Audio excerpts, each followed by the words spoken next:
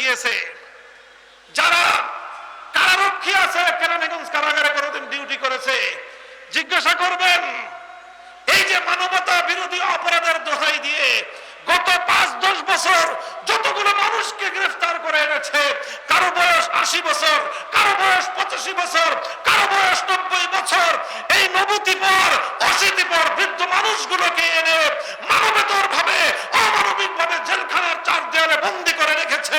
তাদের জন্য তেমন কোনো সুযোগ সুবিধার ব্যবস্থাও নাই। একটা ওয়ার্ডের সেই বৃদ্ধ মানুষগুলোর হাজারি হাজার শেখ হাসিনার ধ্বংসের জন্য যথেষ্ট ছিল। 1000 শেখ হাসিনার তখ্ত, 1000 শেখ হাসিনার ক্ষমতার মসনদ উল্টা দেওয়ার জন্য এরকম একটা বন্দিশালার অল্প কয়েকজন বৃদ্ধ বুড়ো বন্দীদের আহাজারি, ফরিয়াদ আর আর্তনাদ আর অভিশাপ যথেষ্ট ছিল। আমাদের উপর রাগ করো না, ক্ষিপ্ত হও না। কথাগুলো বলছি ফাতাবিরু ইয়া উলিল আবসার থেকে। শিক্ষা গ্রহণ করো, শিক্ষা গ্রহণ করো। জীবন এখনো আল্লাহ তোমাকে হায়াতে রেখেছেন, এটাও তোমার উপর আল্লাহর আরেকটা রহমত। তোমার বাবা এই সুযোগটা পায় নাই, তুমি পেয়েছো। তওবা করো। যত নিরপরাধ মানুষের উপর জুলুম করেছো, এই জুলুমের জন্য প্রত্যেকটা মানুষের কাছে ক্ষমা চাও। ওপেন ঘোষণা দাও, যত নিরপরাধ মানুষ হেফাজতে ইসলামের যতজনকে হত্যা করেছো, সেই নিহত পরিবারগুলোর কাছে ক্ষমা চাও। বিরোধী দলীয় যত নেতা কর্মীকে অন্যায়ভাবে ফাঁসি দিয়ে হত্যা করেছো, তাদের কাছে ক্ষমা চাও। অসংখ্য অগণিত মায়ের সন্তানকে গুম করে খুন করেছো, ক্ষমা প্রার্থনা করো সেই পরিবারগুলোর কাছে।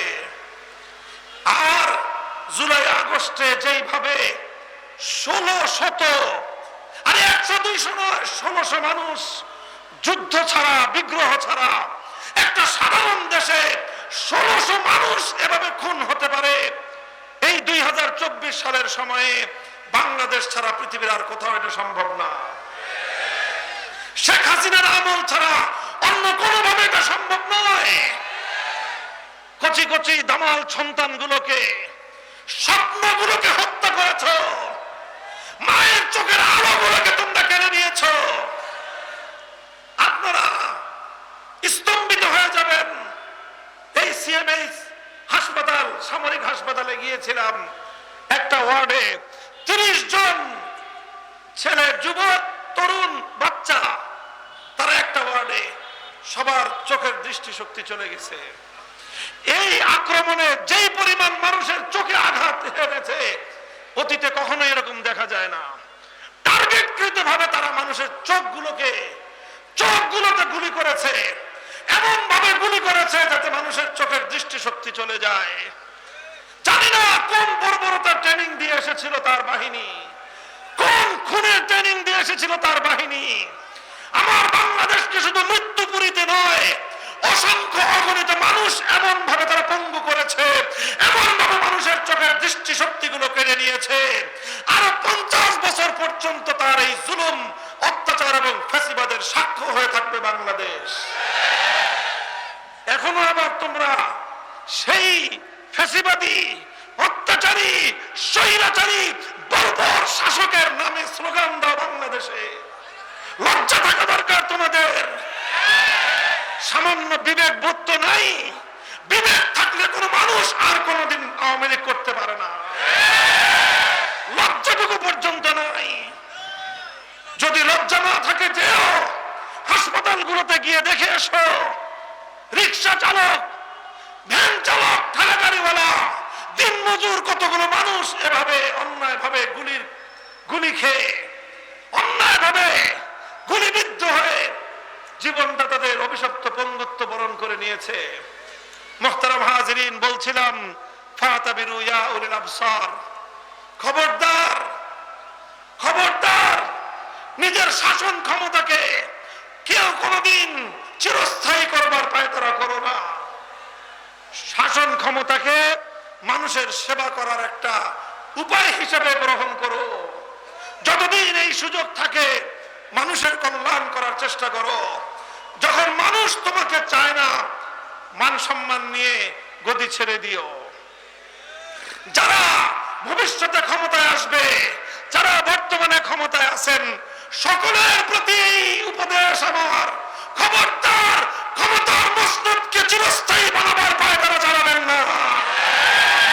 যতদিন দেশের মানুষ চায়, যতদিন দেশের জনগণ আপনাদেরকে ভালোবাসে, বুঝবেন, ততদিন থাকেন, দেশের জনগণের কল্যাণ করার চেষ্টা করেন। ছল চাতুরীর আশ্রয় নিয়ে মানুষের সঙ্গে ধোঁকাবাজি প্রতারণা করে যে কোনো উপায়ে ক্ষমতায় থেকে যাওয়ার চেষ্টা ভালো নয়। আমরা পরিষ্কার ভাষায় বলি, চড়াই পথ দিয়ে ক্ষমতায় যাওয়ার কোন ইচ্ছার অভিলাষ আমাদের নাই। আমরা স্পষ্ট বিপ্লব করতে চাই। আমরা গণবিপ্লবের মাধ্যমে আল্লাহর দ্বীনকে বিজয়ী করতে চাই। একটা বিপ্লব চাই, যেই বিপ্লবে রক্ত নেওয়ার চেয়ে রক্ত দিব আমরা বেশি। এক সাগর রক্তের বিনিময়ে আমার মাতৃভূমি বাংলার মাটিতে আল্লাহর দ্বীনকে বিজয়ী করতে চাই। কারা সেই লাশের মিছিলে শরীক হবে?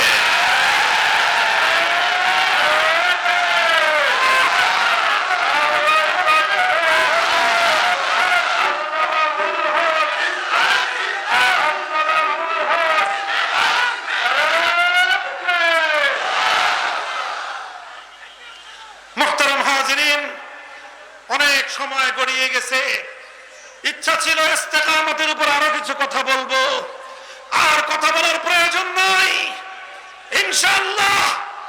হে আমার খুলনারবাসী, আমার প্রিয় ভাইয়েরা, তোমরা ঈমানের উপর অটল এবং অবিচল থাকবে তো? ইস্তেকামতের সাথে থাকার চেষ্টা করবে তো? ইস্তেকামতের পথে দুটি বিষয় অন্তরায় হয়ে দাঁড়ায়। এক নম্বর হলো লোভ লালসার মাধ্যমে আমাদের ইস্তেকামতের পথে অন্তরায় আসতে পারে। কোন লোভে আমরা পড়ব না। আমাদের লক্ষ্য অবিচল, আমাদের মঞ্জিল অটুট থাকবে। আমার লক্ষ্য দুনিয়ার ক্ষমতা নয়, আমাদের লক্ষ্য থাকবে আল্লাহর দ্বীনের বিজয়। অনেক সময় ভয় ভীতির মাধ্যমে আমাদেরকে বিচ্যুত করবার চেষ্টা করা হবে, লক্ষ্যচ্যুত করার চেষ্টা করা হবে। যত ভয় আসুক না কেন, আরে ইমানদার, লক্ষ বছর শ্রীগালের মতো বেঁচে থাকার চেয়ে অল্প কয়েকদিন সিংহের মতো বেঁচে থাকার মধ্যে জীবনের কামিয়াবি। বাঁচবো তো বাঁচবো, আল্লাহর জন্য বাঁচবো, জীবন দিব তো দেব আল্লাহর দ্বীনের জন্য। জীবন দিতে কারা প্রস্তুত থাকবা? আল্লাহ পাক আমাদের সকলকে কবুল করুন। আল্লাহ আমাদেরকে ঈমানের উপর অটল অবিচল ইস্তেকামতের সাথে থাকার তৌফিক দান করুন। ওয়া আখিরু দাওয়ানা আলহামদুলিল্লাহি রাব্বিল আলামিন। আসসালামু আলাইকুম ওয়া রাহমাতুল্লাহ।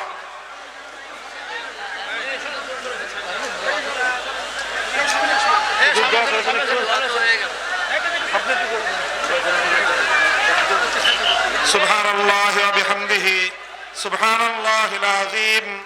اللهم صل على محمد وعلى آل محمد كما صليت على إبراهيم وعلى آل إبراهيم إنك حميد مجيد।